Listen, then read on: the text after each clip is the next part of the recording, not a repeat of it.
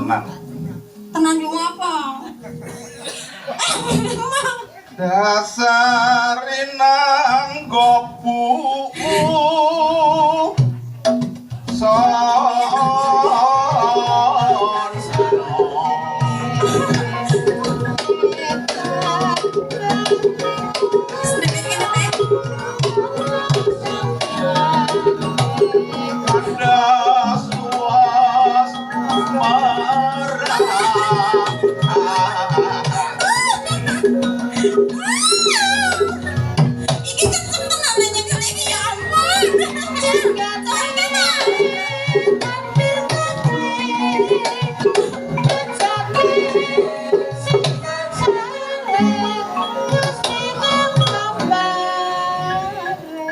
wong ayu kuwi tangane memes.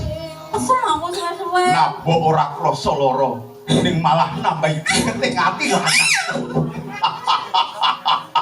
Jare mau ora gelem pengin meksa, aku tak uyak-uyak wae. Ye, Kalau aku kok ndelok ngono. aku sing lekasi kowe cuma kowe ndak neruske kowe kok. Ayo diteruske. Rasa diteruske. Gelem to? Wah, ora iso. Ora. Urung dijajal kok ora iso. Gelem iki ladeni aku. Ya ana malah panas ngomong. Ya ampun iki.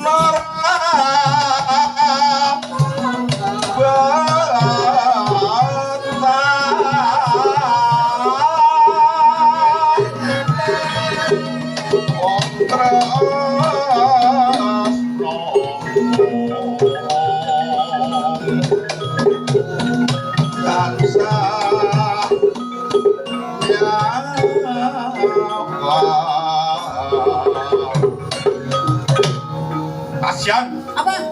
Oh, gawe jengkel ing atiku lho. Nyatane Rasane gol kono rene wae rasa aku. nyatane aku ki ora tresno. Ono yo ono. Yo, ayo ki mangke. Kowe ming kudu gelem ngladeni aku. Ora iso. Nek ora, kowe tak rubo peksa. Tak rubo peksa.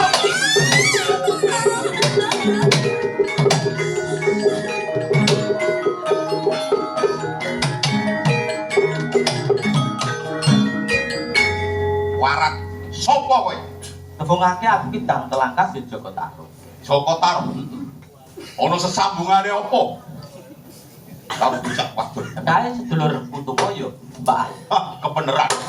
Rehne kae sedulurmu. Api-apian ate.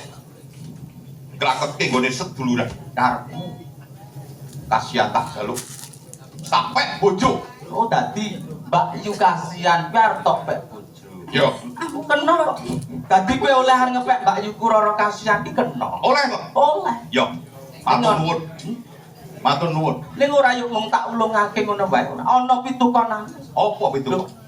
sing bisa neter kadek dayang ing papan kene, sing bisa menang ya sing bakal gawa. Oh ngono Mbak Yu to. Roro. Ayo. Dicoba aku apa kowe nak? Oh, Tandane ya. ya. Tandingmu aku. Ya.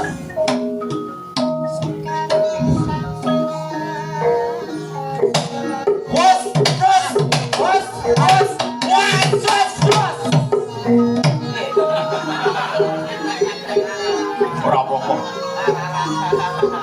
Ayo. Lanjut. Sikap. Aja.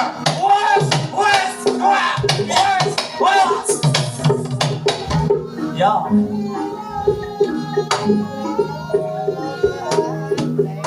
Wes sing luwih tuwa kan. Wis rawani kok kowe. Sing didaya kan kowe. Aku ya sewani jane. Ayo nak sewani. Oh ya. Ayo.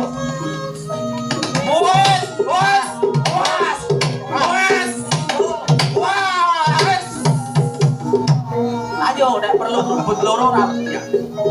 Yo.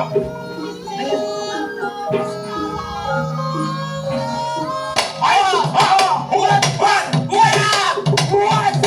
Waduh. Piye? Antep. Ancen antep tangane kan. Cahaya antep anteman. Senajan cilik ning mentes ya. Ayo. Gentenan kowe sing maju nih. Wah!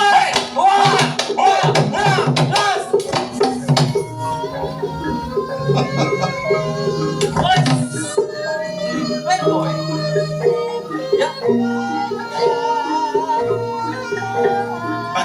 Dilo, dilo.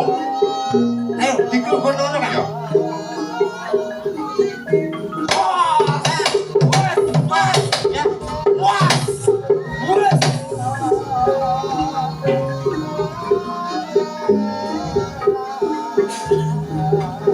Hei, ah, wes, ayo dong.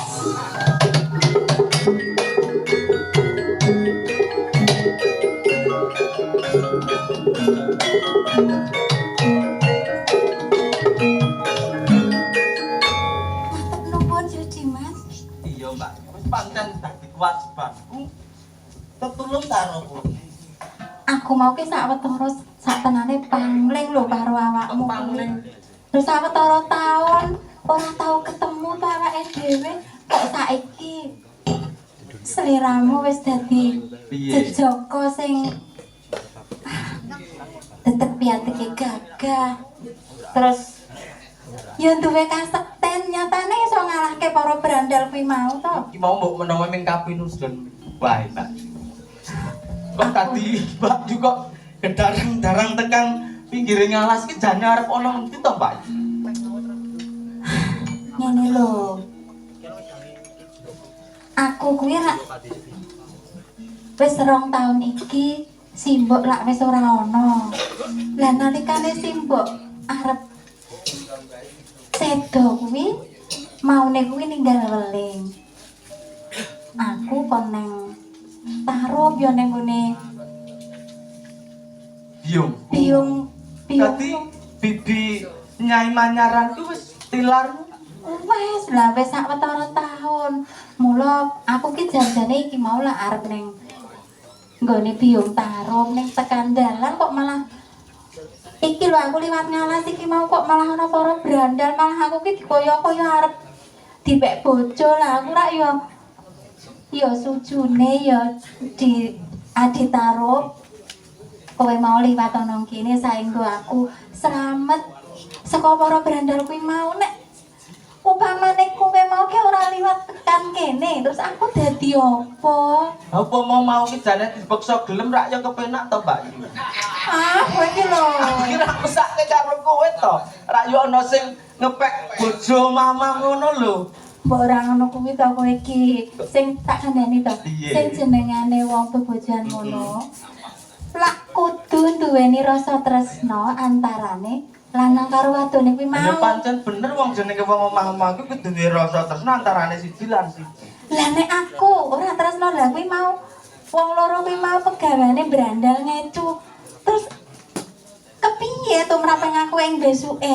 Ayo rak yo ora apa-apa to diuripi nganggo brandal bondo brandal rak kena nggo nyukupi keluarga ora apa-apa to. Kowe lho, nek umpamane aku omah-omah terus bojoku kuwi mau apa pakaryane brandal ngecu terus anak-anakku tak pakane nganggo Bondo Bondo sekolah, sekolah. colong Nah. jupuk, begang rampung ngecu ngono kok. kowe lho, mbok ora kaya ngono kuwi to kowe kuwi. Terus aku Umpama agek anyaran dadi bojo pancen dadi brandal mengko rak iso tak nei apa jenenge supaya ora dadi brandal rak ya iso to. sing baku aku ora tresno. Dadi kowe ora tresno to. Ora Piye? aku Kok kaya piye ngono lho len nyawang aku ngono lho, Mbak. Lah ya Aku kira ya adimu to. ngene lho, Mm-mm. senajan to kowe kuwi pernah ya adikku. Nanging lak wis suwe tenan awake dhewe iki lak ora ketemu. Ya pancen Bareng awake dhewe saiki ketemu kok saiki sliramu wis beda karo mbiyen lho. sing beda kok napa to, Mbak? Ya kabeh to. Rumangsamu ora ana wawahan ya ming ngene iki kok. Saiki saya bagus lho kowe kuwi. Mbok ora ngono ki to, Mbak.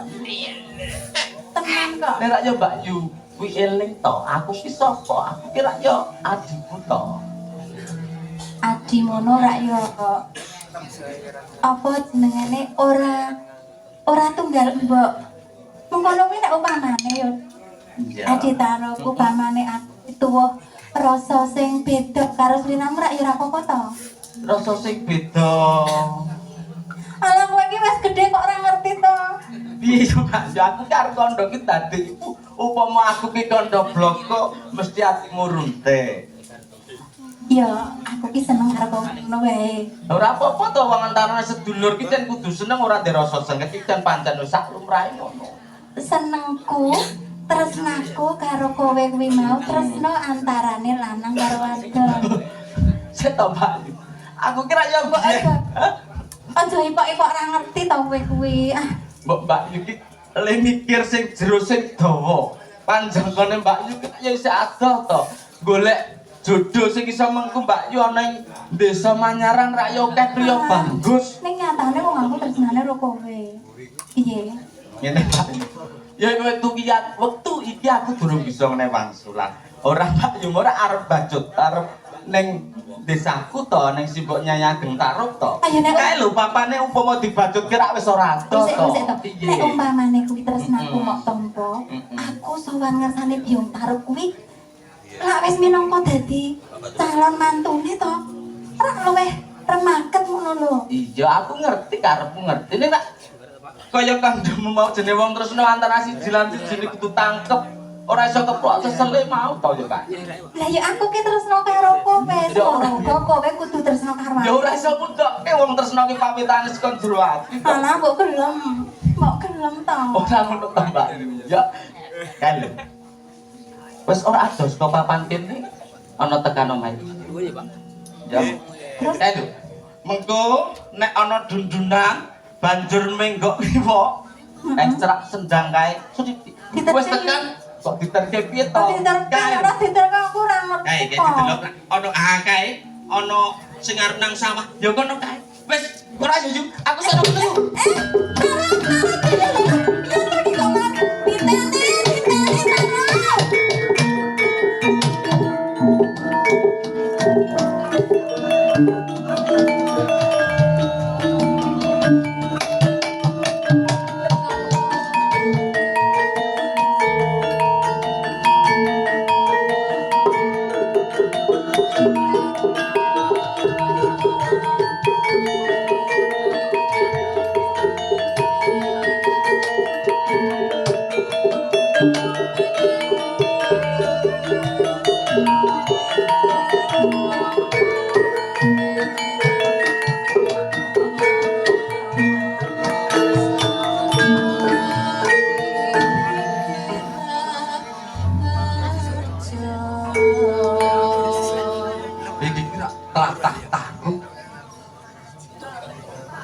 Iki sak cedhake Tlaga.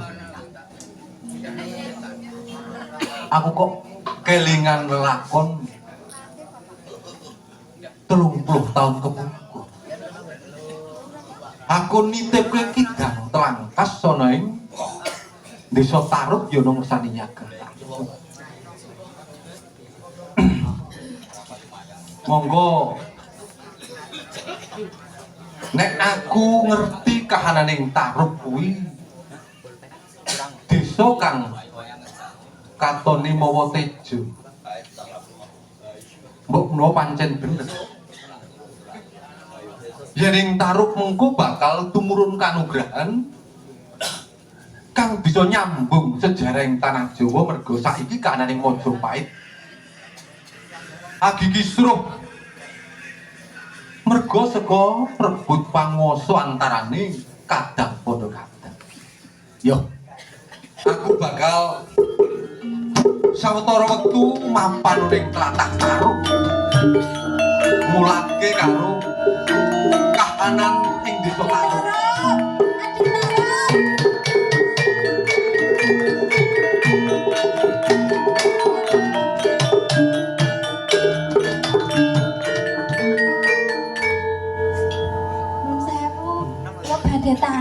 Nggih. Panjenengan menika sinten? Oh kula. Nggih.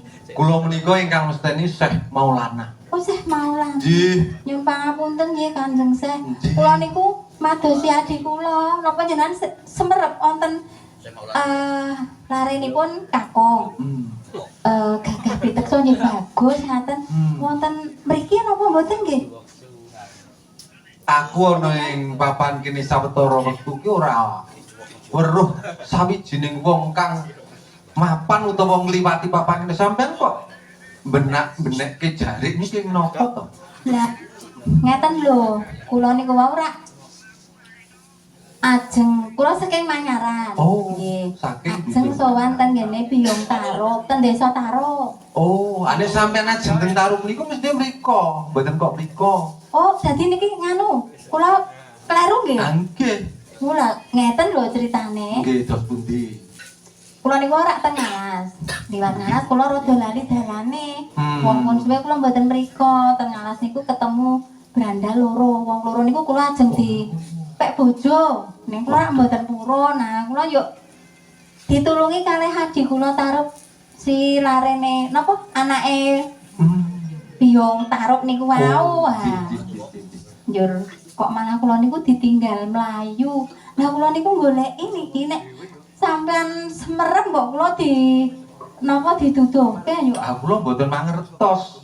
Kula nggih nembe kemawon dugi wonten ing papan menika, mboten sumerep gumbli beting tiyang.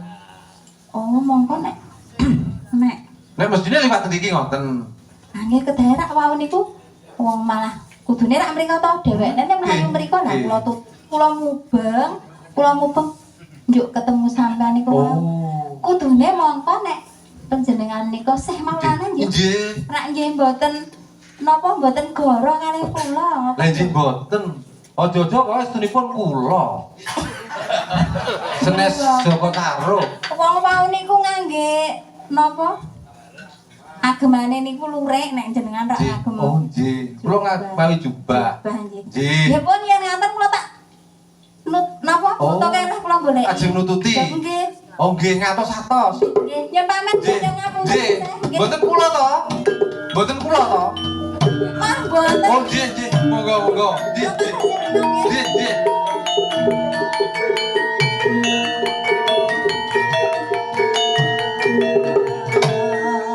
Wah.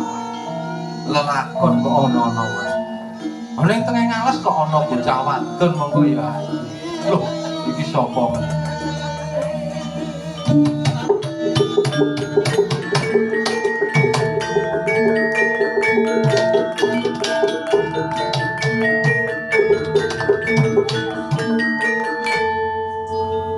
Nyuwun sewu. Panjenengan iki kok sinten? Sampeyan kok sajak wedi karo kula. Kula ki mboten ajrih sumerep dhateng panjenengan menika mboten. Kula kinten nek ajrih rek niku wonten tengah Ngalas. Kula ijen panjenengan sajak kaget sumerep kula kados kami gilan. Niku mboten gila kalih kula to? Mboten. Menawi kok kula menika ajrih utawi kaget menika anggenipun ngagem rasukan utawi gemban menika kok benten kalih pawongan mriki ngaten. Lho sewu panjenengan menika sinten? Ditepungke aku Syekh Maulana. Syekh mau Ya. lono oh nggih. Aku pancen ora saka tanah Jawa. Oh ngaten. Ning aku saka tanah Sabrang. Pancen tekaku ning tanah Jawa iki kepengin nengkarke agama Rasul.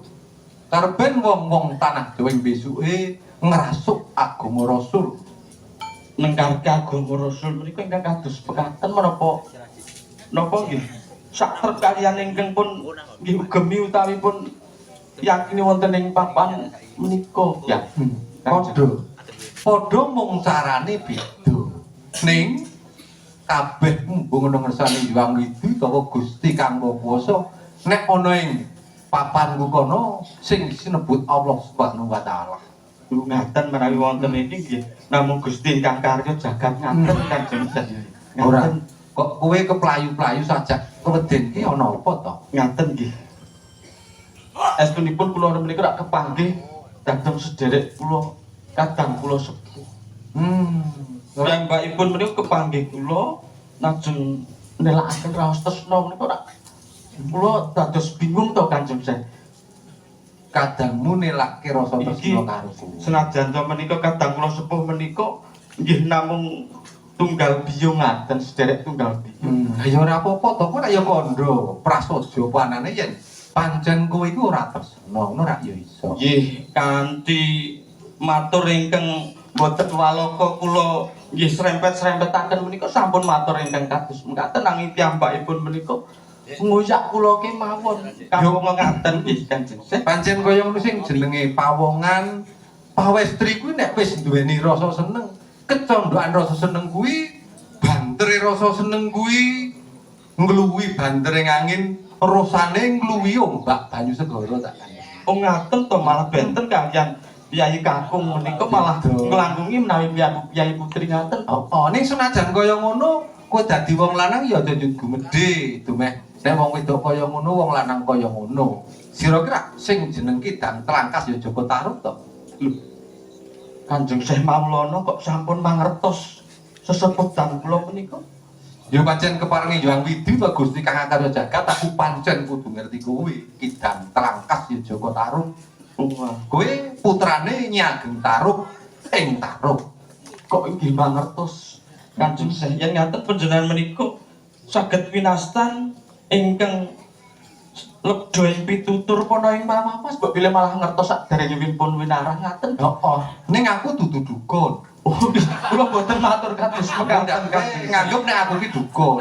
Malah Dadi beda antarane dukun karo aku. Nggih kula Nek aku ki sinebut ngulomo. Ngulomo. Nek wonten mriki napa meh sami kalian parang para niku menapa? Ya iso disebut kaya ngono ning ya iso ora. Nek parang para kuwi mligine ning Kutagara. Iso kuwi ngulomo, iso kuwi wong pinter. Wong pinter ku ora kudu ngulomo, upama pendhita. Dukun ya ora apa-apa. Ampun, kula mboten mati. Tegesipun menawi ngulomo utawi sanesipun menika saged nedahaken dalang padang tiyang ingkang nandhang bunek ngaten nggih. Ya, pancen ngulomo kuwi kaya ngono kuwi kewajibane kowe pepadang marang wong kang kepentengan, kowe teken marang wong kang kalunyon. Ngono. Oh nggih. Karo ngene, aku ku sadurunge kepethuk karo sliramu, ana pawongan wedok jare goleki sedulure jenenge si Sinten asmanipun? Kasihan apa sapa. Nggih, nggih niku Kanjeng Syekh. Nggih niku ingkang nguyak-uyak kula Ayu lho wong iki. nggih mila ayu sanget nanging kula ing batin kula mboten wonten raos tresna kok Kanjeng. Sing jenenge katresnan bisa ditukulke ana tetembungan. Witing tresna jalaran saka kulina ora kok witing tresna merga pulane won 5 lho. Mboten ngaten. Wong kula menika nggih namung tiyang limrah kemawon ngaten Kanjeng. Ya, Joko Tarub, Iji kados pundi? mbok menawa anggonmu ketemu karo aku kuwi wis pinesti kersaning Gusti Kang Akarya Jagat, kowe kudu ketemu karo aku. Iji Ngene Joko Tarub, kados pundi? sliramu kuwi iso dingarani titah kang bejo. Sak bejo-bejo ning titah wektu iki ya mung sliramu kang besuke bakal kinarya sarana nyambung sejarahing ratu ing tanah Jawa. Ning emane kowe iki ora gelem gedhekke prihatinmu, ora gelem gedhekke rasa tirakatmu nenuwun nang ngersane Hyang Widi Gusti Kang Akarya Jagat. Inggih mila leres menapa ingkang ngendikaaken Kanjeng Syekh. Lah ngene wae Joko Tarub, Kados pundi? yen pancen kowe pengen padhang atimu, pengen nyeraki pepadang. Apa kowe tak dawuhi wis aku. Iji menawi menika ing mangkenipun dados pepadang ati kula langkung-langkung ing sak mangkenipun gesang kula saged langkung kula namung derek menapa ingkang dados pangandikanipun Kanjeng Syekh mawon. Sakidul desa Tarub kene ana alas. Senajan ora gedhe alase, sak tengahing alas kuwi ra ana sendang. Sinebut sendang Tlaga Wening. Kowe nindakno mesu budi mesuraga ngeningke ciptamu ngono ngersani Gusti Kang Maha Kuwasa, mbok menawa nang kono bakal pikantuk nugraha tumrap kowe. Apa wis sagu? Nggih, saged Kanjeng Syekh. Yen sagu tindake. Nggih, yen ngaten nyun pamit, nyun tambahing pangestu Kanjeng Syekh. Sing ati-ati sidang kelangkap Joko Tarub.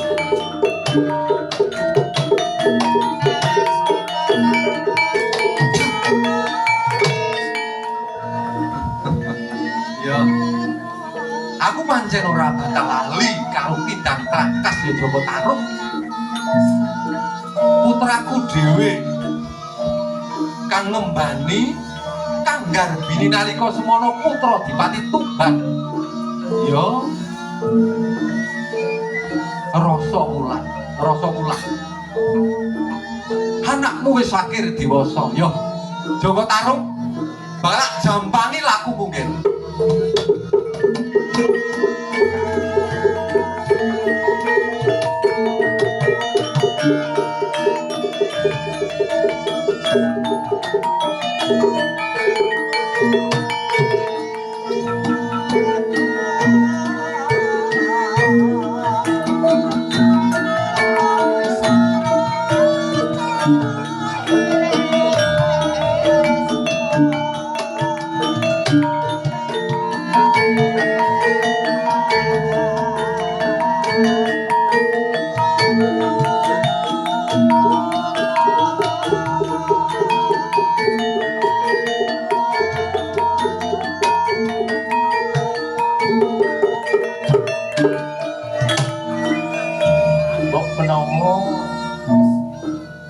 Papan iki ingkang digendhekake karo Kanjeng Syekh Maulana nggonku kudu mesu budi mesu raga utawa teteke.